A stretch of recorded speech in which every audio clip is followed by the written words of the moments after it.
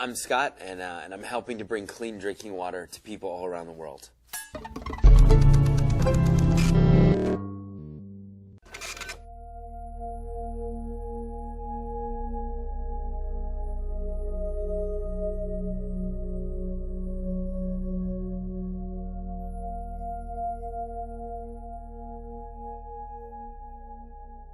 So at 19, I'm working at a famous nightclub on 14th Street called Nell's, and I'm co-producing this huge R&B night. And this was kind of a great life. You walk in, you're handed tons of drink tickets. You invite all your friends. They drink for free, and you actually get paid to party. So that lasted almost a decade. So when I was 28, something happened that shook me a little, and then started this personal transformation, or this personal faith journey, really. I remember waking up in the middle of the night, and my right arm felt numb. Something felt really wrong with my body. Now, if you looked at my life, you would say, that dude is like completely destroying his body. I mean, he's going out at 10 p.m., he's coming back at noon, he's hanging out in all of the wrong places, he's abusing his body with a variety of substances. So no freaking wonder his arm is a little numb. There was nothing to it. It just eventually went away. But I think I was faced, for the first time really in that decade, with my mortality. Like, what if there was something wrong with me? What is the state of my life? What is the state of my soul? Soon after that, I went to Punta del Este in Uruguay on vacation. And, I had my girlfriend and our friends, and I remember we rented this beautiful house, and there were servants and horses to ride, and we spent $1,000 on fireworks, magnums of Dom Perignon everywhere, and I should have been really happy. And I just remember feeling so empty and so deeply, really miserable. And it's almost like the veil was lifted, or was starting to lift there. I had been raised with a pretty traditional and meaningful faith background, and I realized I was not right with God. I mean, I was no friend to God, put it that way.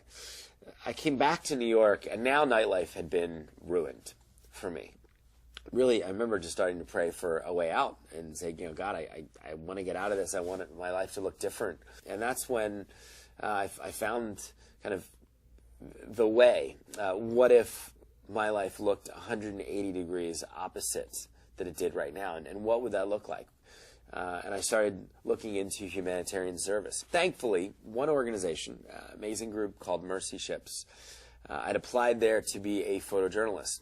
Mercy Ships was I think they had been around for about 26 years, operating hospital ships and bringing the hospital to the poor. So we sail into Benin, the first country where we're stopping, and I knew that we were taking over a huge soccer stadium that people had been queuing up, lining up for days, and that some people had actually walked from Central Africa, walked a month to see our doctors.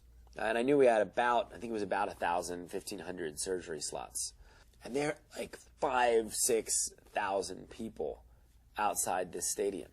And that was a really sobering moment, knowing that the majority of them would be turned away, would have to go home just because we didn't have enough capacity. Off to the side, although Mercy Ships was primarily a medical organization, there was a guy called Leif, and he was going out into the villages, and he was helping to dig a few wells. And because I had to document everything on the ship, I would ride out with him in Land Rovers, and I would see the current sources of drinking water for these communities. And it was crazy. People were drinking from swamps and ponds and rivers. There was algae in the water. There were bugs.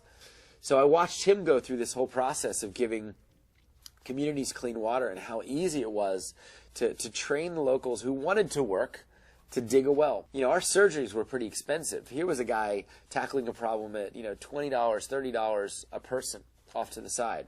And that impact just stuck with me. In the operating theater, doctors would tell me that water and sanitation, or lack thereof of clean water and access to sanitation, was causing so much of this disease. So here was a guy off to the side kind of attacking the root of so much of this sickness. And if 80% of people were really sick because of water, we would have had enough surgery slots. We wouldn't have had to turn anyone away. So as I came back to New York, although I had now, done 2 outreaches and met, hundreds, probably 1,000 patients. I'd taken 50,000 plus photographs. I'd written a bunch of stories. This guy off to the side helping people get clean water really stuck with me.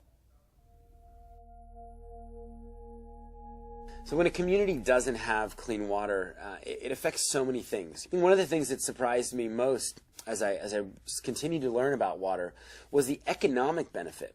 Water makes people healthier, but it really makes them wealthier. And there's an amazing report by the United Nations that came out that says every dollar you invest in water and sanitation actually makes a community 8 times richer.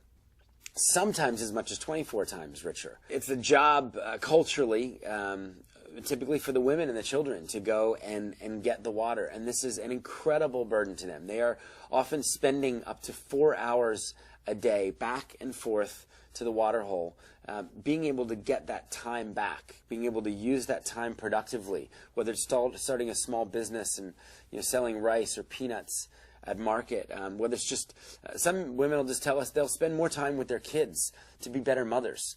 So having this extra time back, having this extra money back in the family, having the improved health, the ability to get a better education. Water does so much. You get so much bang for your buck. I'm Scott Harrison, and you are watching Epiphany.